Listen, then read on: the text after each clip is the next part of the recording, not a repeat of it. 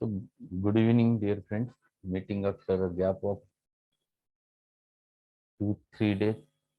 In fact, because of OPD and all those things, it was not possible to meet you on Saturday also and Monday also. So, let us start with our topic again.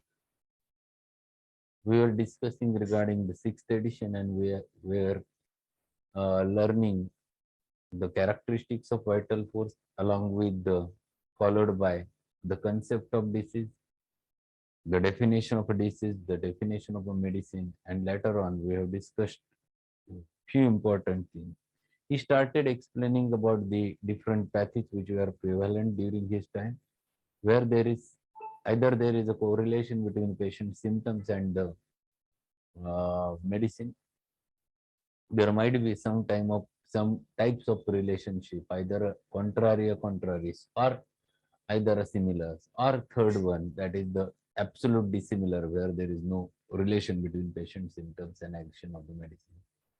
And 2-3 aphorisms, the 23rd, 24th, he was explaining about the same thing. He explains over there are these three methods of treatment and what the experiment suggests and experience suggests. And when he reached to that level, he explains over there remains to be a absolute no use when you use antipathic measure. There is always a palliation followed by an aggravation. This happens with antipathic measures when you use the medicines on the basis of contrary spiritual. Second thing which he explains over there is regarding in the footnote regarding the allopathy, a dissimilar mode of treatment, and he criticized a lot in that footnote regarding the allopathy, the methods which were prevalent during his time, that is the bloodletting or cutting, taking the cuts on the body, or giving the purgatives, giving the diuretics, diaphoretics, all those things. And he criticized a lot regarding it in that.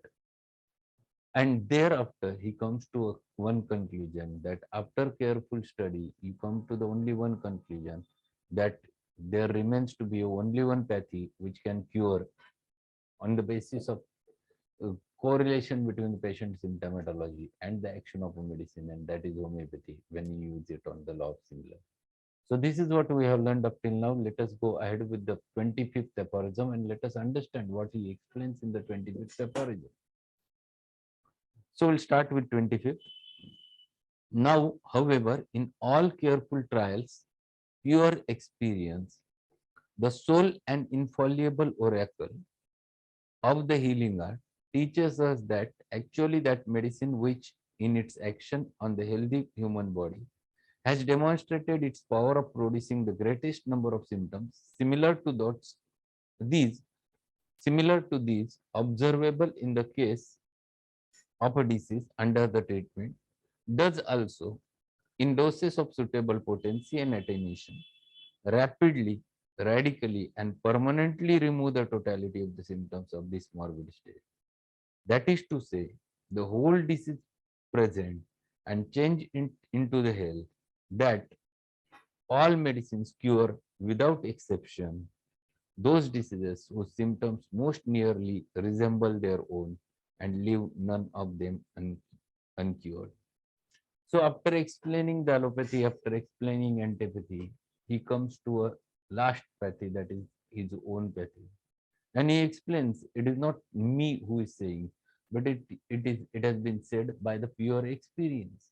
What do you mean by pure experience? Pure experience means it has been experimented. It is experimented not only by me, but it is experimented by many people. And it has been experimented the scientific way, the way the Lord Bacon explained, the way the logic which has Lord Bacon explained. So whatever medicines which are there in the field of homeopathy, they are proved on healthy human beings, noted down each and every symptomatology, the subjective as well as objective. And before prescribing a medicine, you know exactly what it will going to cause. So you are damn sure regarding your application of medicine. Second thing, you are damn sure regarding your prescription because you are applying the law of similars. You are not just giving it on the speculation. It is not on the thought, it is not on the conjecture. It is only on the basis of only one thing. And what is that thing? It is only on the basis of law of similars with which you are selecting the remedy. So you gather the totality of the patients, match that totality with the medicinal totality, and you find it out your own remedy. Then again you apply another principle, the law of simplex. You give a single simple remedy to the patient at a time. Third thing, third law which you are applying, that is the law of minimum dose which you are using. You are considering all the subjective and objective data from the patient because the vital force is here at a fault. So concept or doctrine of vital force which you are considering, you are using the medicines which are based on upon the healthy provings of on healthy human beings. That is, you are using the doctrine of drug proving. You are using it in the dynamic form by using the doctrine of drug dynamization. So you are following the cardinal principles, and accordingly, when you use your remedy, it will definitely going to work because it is not based upon any thought, but it is based upon pure experience. And that's what he wants to explain over there. When you apply this remedy on the basis of totality of the symptoms, there remains there after applying the medicine, everything gets vanished. The patient's totality automatically vanishes. Patient's complaints disappears, and when patient complaints disappears, the subjective as well as objective symptoms disappear. There remains nothing but the state of health again. So it brings back again to the state of health. And this is the only thing which happens with the help of pure experience. So in this aphorism, he wants to explain that after comparing other two pathies, the antipathy as well as allopathy, when you reach to the homeopathy, and it is when you experience from the people who have experimented it, then you come to the conclusion that this is the only pathy with which you can reach to the ideal cure, what you expect. So this is too important to know. And he was the first one who has started this experimenting the medicines on the healthy human being. This was a pure experience. It is not a thought the way it will going to act. It is not like proving drugs on animals and then applying it on the humans.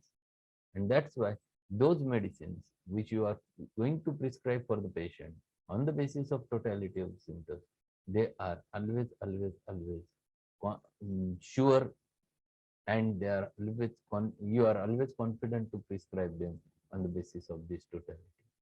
So this aphorism is related with the aspect of homeopathy, how you approach with homeopathy, and in comparison to that, what happens in allopathy, that has been explained in the footnote. So it is a comparison. At one level, there is pure experience which is experimented. So science is totally experimented. Nothing is the thought, nothing is the speculation. But as compared, what you get in allopathy, that he explains in the footnote, and just go through the footnote, what he explains. It is footnote number 13. I do not mean that sort of experience of which the ordinary practitioners of the old school boast, after they have for years worked away with a lot of complex prescriptions on number of diseases which they never carefully investigated, but which, faithful to the tenets of their school, they considered as already described in works of systematic pathology, and dreamed that they could detect in them some imaginary morbific matter, or ascribe to them some other hypothetical internal abnormality. So now he compares it with allopathy. And what happens in allopathy? How do they approach? The simple way of approaching it, they just look towards the pathology, they just look towards patient complaints and ask, what is your problem? Patient tells that I am having fever. They immediately ask, you go and do these investigations to find it out, the prima causa morbi. So they ask for the CBCSR, they ask for Vidal test, they ask for NP. Nowadays, they ask for dengue test, they ask for rickettsial fever, many tests which they used to ask in order to find it out the cause of the disease. Generally, many a times the answer is negative. All reports found to be normal. Only sometimes there is an increase in little bit count of the patient. And then what happens at that time? They labels it with the name of pyrexia of unknown origin. So these are big names which are given, and patient is always happy by listening good names. This is what he explains over there. They give the names, different names, different names to diseases. Patient comes to them with a severe pain in abdomen. The abdomen is tensed. It is full. It is dull note is there. On examination, it found that it is full of fluid, and they ask the patient to go for certain investigations, and then they labels with the name of a disease that your patient is having liver cirrhosis. So they have given the pathological name to the disease. But when liver cirrhosis is there, patient is having discomfort in the abdomen, he is having tensed abdomen, and then they apply the allopathic measure. They try to give the diuretics to the patient. When it is not reacting, they try to tap the fluid. But there is no medicine which has that similarity with which you can approach. And that's why those patients, they explains over there that this is the pathology and it is little bit incurable. Now his liver is functioning only 10% or 5%, and that's why there are very less chances that patient will be recover. You might require the liver transplant, all those things. No one thinks what the patient complains of. What is the patient's present symptomatology? Whatever may be the symptoms, those are having the meaning, and you should have the remedy in your medicines, which has the similar types of symptoms. Just now, I am treating one patient since last 6-7 months, a case of severe liver cirrhosis with a tense abdomen. It was so tense that it was tapped 3 times before coming to me. And what has happened? He was asked that now they cannot do repeated tapping, it will cause a failure, and he was totally full of ascites with increased edema all over the body, lower extremities full tense. And when I took the case, I found it the symptomatology which is very close to the remedy, Naxomic. I started him with Naxomicta along with the Chelidonium mother tincture. So with the help of symptomatology, I have started him with medicine, and now the patient is recovering. In the span of 8 months, he has lost nearly about 8 kg of weight. That was just ascitic fluid which was there, which was vanished. His extremities, which was looking tensed, absolutely come to the normal. So if you apply it on the basis of symptom similarity, you get whatever the desired result is. But instead of giving names to the diseases and wasting their talents, Hahnemann says it is not of any use. It is better to find it out what are the symptoms of the patient, what are the subjective as well as objective symptoms of the patient, and accordingly you have to go ahead. So this is the comparison between what homeopathy do and what the allopathy do. That is the comparison he is doing over there. It is not hypothetical like allopathy. There is no hypothesis. There is whatever is there, there is experimentation, and that's why all the remedies which are proved properly. What he says further, they always saw something in them, but knew not what it was they saw. And they got results from the complex forces acting on unknown object that no human being, but only God could have unraveled, results from which nothing can be learned, no experience can be gained. He is explaining that with They explain that they know the cause of the disease. They looks to the patient and tells them that yes, you are having such and such a problem. Hahnemann says what they say is what they looks. It is God knows, because the thing is dynamic. How can they find it out? The dynamic cause of the disease. Whatever they used to find it out is the only the something material visible to tell the patient. So either they points it out any prima causa morbi. If they never get the prima causa morbi, then they are always in search of some pathology, that is the tissue change. If it is available, they label it by the name and details. This is the reason because of which you are diseased. Liver cirrhosis, they explain that it is the cause of your disease. Actually, liver cirrhosis is the product of the disease. It is not the cause of the disease. So ultimately, when you are deceiving your patient that you know the cause of the disease and now you are treating the cause of the disease, this is disease. Sometimes they uses their weapons, the complex forces, the complex medicines in such types of cases. For some time, patient feels better because the palliative effect many a times happens to be there. Sometimes they uses the steroids, and because of steroids, sometimes bilirubin drops down. They use the diuretics, and because of which sometimes ascites comes down. But it is not permanent. It is not going to cure. It is only for the purpose for that time. And they explain that they knows the cause of disease and they are rational practitioner of healing art. Anyone says, how can it be? If the disease is dynamic, how can they locate the disease? And how confidently they say that they are the rational practitioners? Whatever they use is not the of a pure experience, but it is just a speculation or conjecture with which they approach. So everyone comes out with their own opinions. There are always thoughts.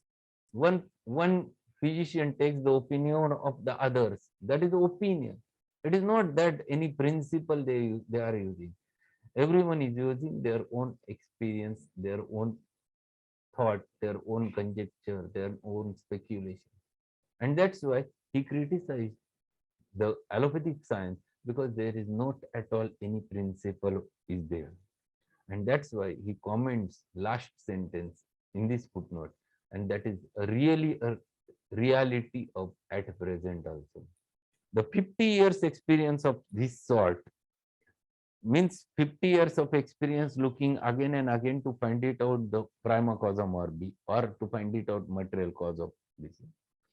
No experience, 50 years experience of this sort is like 50 years of looking into kaleidoscope filled with unknown colored objects and perpetually turning round. Do you know the kaleidoscope? Have you prepared kaleidoscope in your life? You put the three mirrors in a exact 60 degrees angle. You at one end you put some colorful bangles, the parts of it, and then on one side you should develop one just a visionary area, glass over there, and from another side you find it out there is a light which comes and you move it, and n number of different themes every time comes out. It is not one which matches with another. That is very typical kaleidoscope. No mirror matches with the another mirror. It is used to change every time the way you uh, move it circularly. Every time you get different type of mirror. Hahnemann says, comparing this kaleidoscope with allopathy, every time they look toward the same thing and every time they come out with different opinion. This is what happens. Just now this has happened. In COVID-19, they have started with the treatment, and see, everyone came out with different opinions. At first, it was diagnosed, it was considered that one medicine is useful. After some time, they said, no, this is not useful. Then they have changed the medicine. Again, after some time, someone comes, no, this is not at all useful. Even the WHO itself also has changed it many times. Why it has changed? Why every time things are changed? Because there is no fixed principle.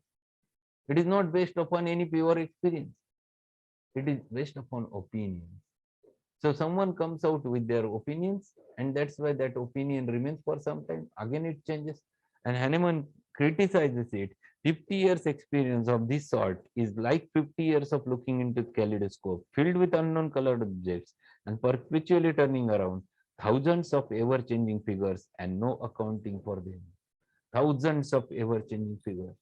And this is the same thing which happens to be there. Thousands time you go out to look out the cause of the disease, and every time you are nothing, you are getting nothing.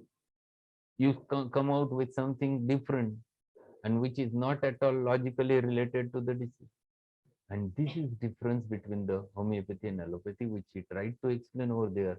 The experimentation which is done on healthy human beings is pure experience. Everything is known before prescribing.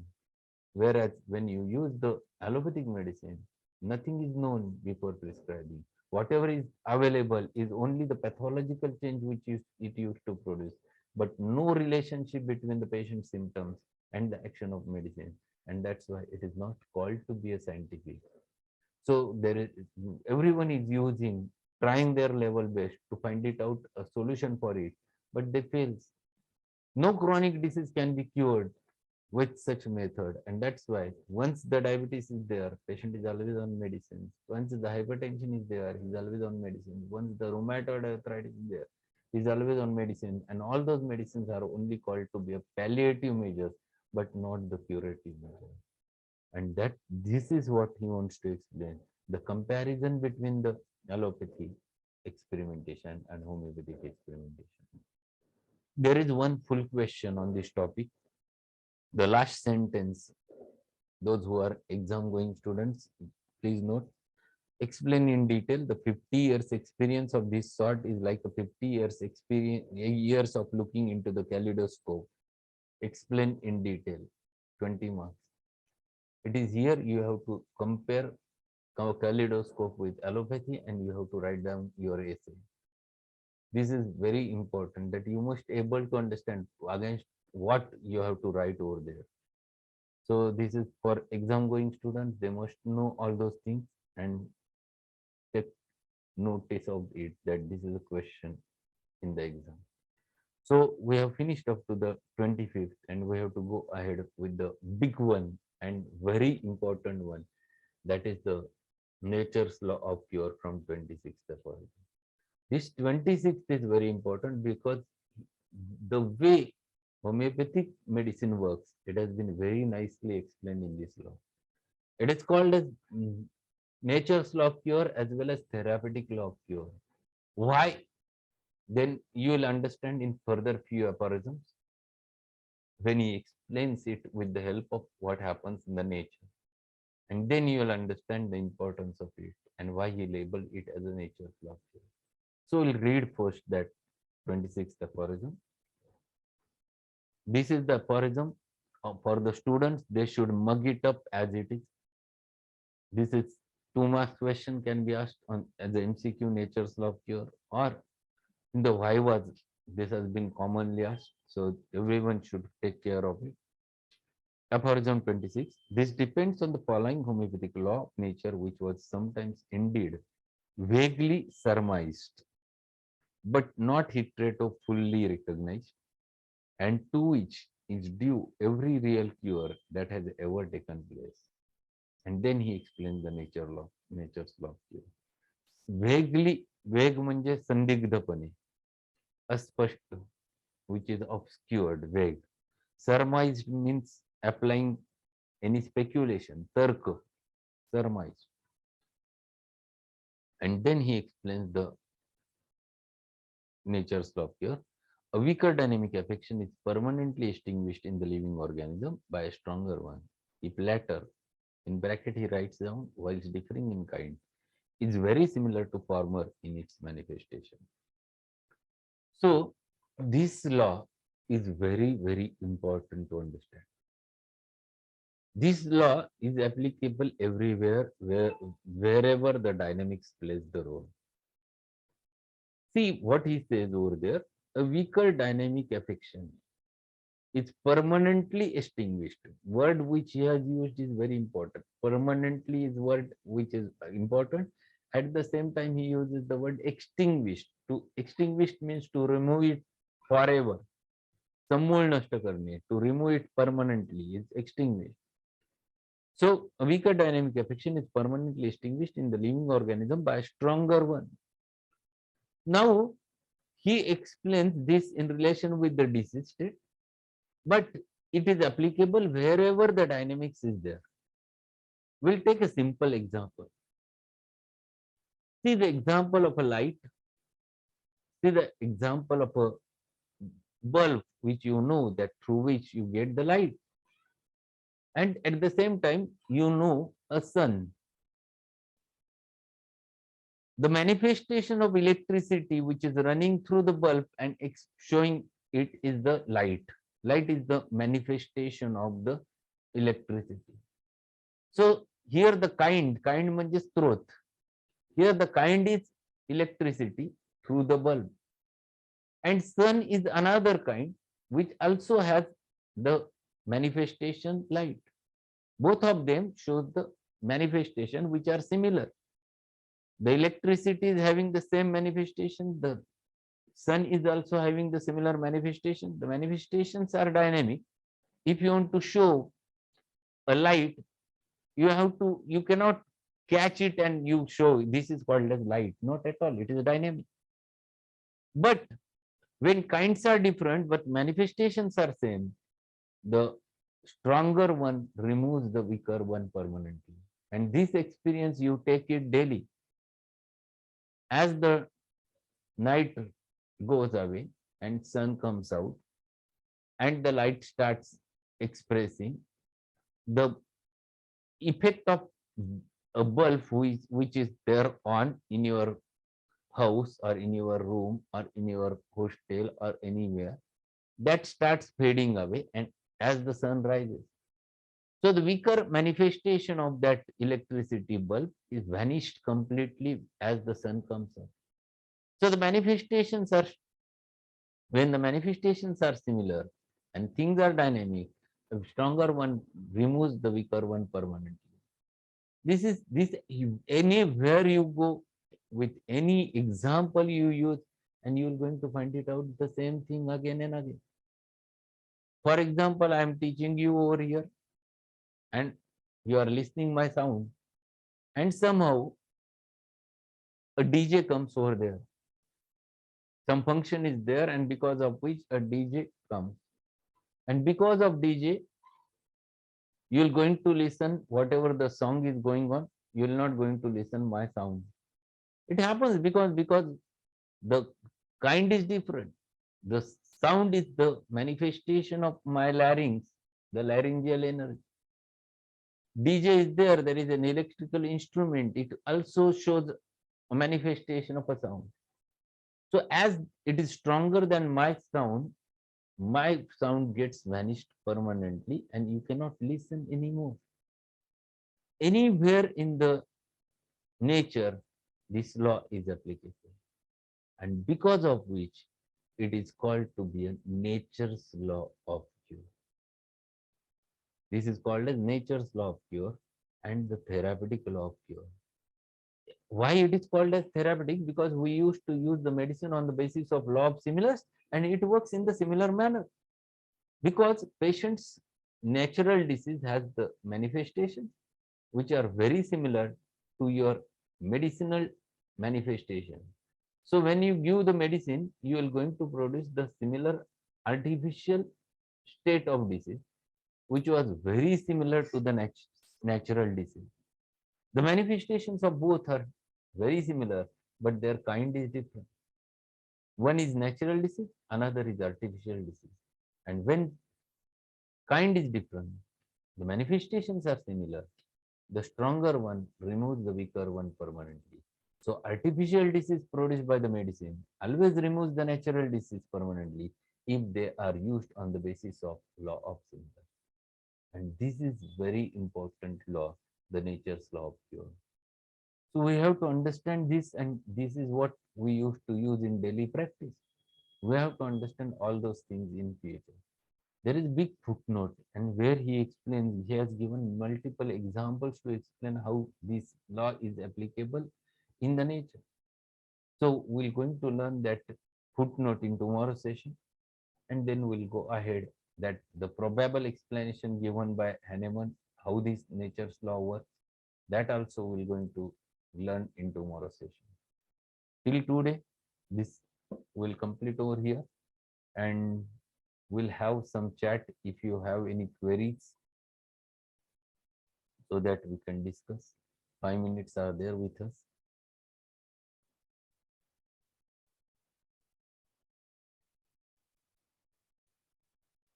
Any questions? Sir Hmm? Sir एक patient मेरे पास आई थी 20 years old married Hmm? With a goitre on the right side नेक पे ना Huh? अच्छा sir मैंने उनकी total सारी जब टोटलिटी ली तो शी इज एनेमिक भी और बाकी और भी चीजें थी तो फेरमेट मैंने उनको दी थी। Hmm?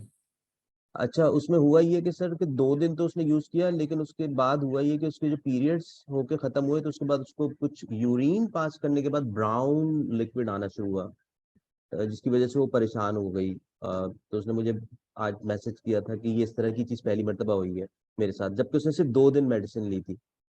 और मैंने कहा कि अभी आप उसको रोकें और मेरे पास आए। उसने कहा मुझे वो जो ग्वाइटर है वो भी मुझे फील हो रहा है कि थोड़ा सा मजीद और ऊपर की तरफ आया है। तो मैंने कहा आप मुझे आके दिखाएं उसको फिजिकली, मैं उसको देखूंगा कि वो उतना ही है या आपको ऐसा लग रहा है, क्योंकि बिट नर्वस भी है ना, यंग बच्ची है, उसका शौहर यहाँ पे नहीं है, Hmm? तो वो थोड़ा सा नर्वस उसमें भी है। Hmm? तो इसमें सर मतलब अभी मेडिसिन को थोड़ा सा मतलब मैं थ्राइस अ डे दे रहा था उसको, तो अभी क्या उसको कम करूं या अभी थोड़ा सा देखूं रोक के। बेसिकली फेरमेट आपने कौन से पोटेंसी में दिया? 30 sir 30। 30. Yes Ferromate sir. is a very deep acting remedy. If you give the Ferromate, should not repeat it too much. 3 doses, right sir. 5 doses sufficient, more than sufficient. Wait for some time. Uh, hmm. Basically, whenever you are using deep acting remedies, don't repeat them so much. First, keep it in your mind. Right sir. If you want to repeat, then give it in LM potency. LM you can use safely because it is most mild potency, most mild. Hmm. So you can, if you want to repeat, then it is possible that you can. Second important thing, now just find it out what she is exactly suffering from. If she says that after passing urine she gets the bleeding, whether it is vaginal bleeding or urethral bleeding, if it is urethral, then it should mix with the urine. If it is not mixed with the urine, urine is clear, it means that it is not a urethral origin. Whatever she is having, it might be vaginal origin. So that might be a discharge. It might have happened because of anything. But basically, you stop repeating it, just give the placebo and let us see her after a week. If she doesn't have any problem, well and finished. Just go on giving the mm, medicine, giving the placebo. Second important thing, no medicine will going to cause immediate increase in size of goiter. So definitely it doesn't have a significance. Just check her, but it might be some functional in origin symptom might be functional. So first examine her and then decide. My suggestion is that don't change medicine immediately. Don't just stop it and give the placebo. That will be a better answer for it. And confirm it. If she really have a problem bleeding, then you check it that whether ask her to go for urine routine. Just find it out whether it contains many RBCs or etc. So these are the things which you have to find it out. Sir एक छोटी सी चीज, मैंने अभी LM potency order की थी, I I received in liquid form. Sir LM potency liquid form में हम किस तरह से इंस्टीट्यूट कर सकते हैं, डोज किस तरह से हम बनाएंगे? लिक्विड लाइए, आपने क्या मेडिसिन लाया मटेरियल? नहीं सर, मैंने LM1 सीपीए ऑर्डर की थी, तो हाँ, इससे इससे पहले तो मुझे वो ग्लोब्यूल्स में आती थी टाइनी, वो बिल्कुल उसमें दैट ना। Is a better way. If या you sir, get it in bed, that is better. But this is for the first time I received in Then pure you dilution prepare form. it in the globules. How many, sir, if I make it in 10 ml globules, then how many drops of ml can see? Pharmacy भूल गया. Hmm? You have to sir वो you LM have to potential. take the vial full of globules, then you put it from sides, and when it reaches at the end, you finish putting it again. It should reach to the last globule, and immediately you have to stop. You have to put it by Okay. minute. So वैसे prepare करो और फिर एक ही globule use करो, ज्यादा globules मत use करो. ठीक है sir, right sir, thank you. Okay. We have very less time. Tomorrow we'll meet definitely. Thank you very much, and thanks everyone for attending session.